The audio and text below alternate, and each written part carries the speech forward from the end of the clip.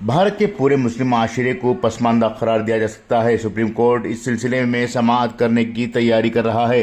जी हां, भारत की supreme court में इस बात पर बहस शुरू हो गई है कि क्या हिंदुस्तान में मुस्लिम कम्युनिटी को समाजी और तालीमी लिहाज से पसमानदा करार दिया जा सकता है। क्या आइन के आर्टिकल 15 और 16 के तहत मुसलमानों को ये कम्युनिटी के तौर पर समाजी और तालीमी तौर पर पसमानदा करार दिया जा सकता है। इसका तयन करने के लिए सुप्रीम कोर्ट में दरख्वास्त दायर की गई है।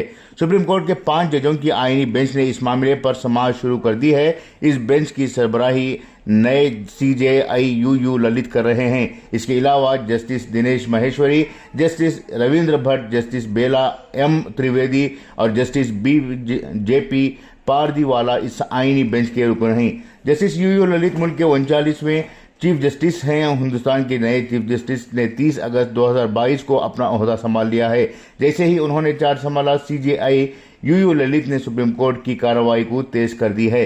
मुस्लिम कम्युनिटी को समाजी और तालीमी लिहाज से पसमानदा करार देने की दरख्वास्त पर CJI ने तमाम फरीकों से 3 सफ़हात पर मुश्तमिल अर्जी जमा करने को कहा है।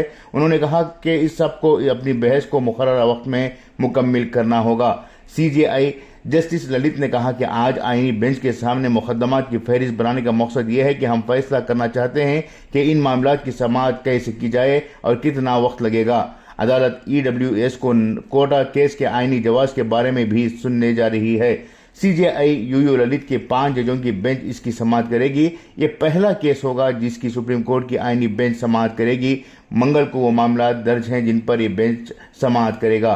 केस के इंतजाम के हवाले से 6 सितंबर को इब्तदाई समाअत होगी। इसके बाद 13 सितंबर से समाअत शुरू होगी। CJI ने कहा कि एक केस को हफ्ते के 3 कामों के दिनों में निपटाना चाहिए। अगर ऐसा ना हुआ तो मुकदमा दर्ज नहीं हो सकते। अक्टूबर के पहले हफ्ते से पहले तमाम मामलात को समेटना होगा।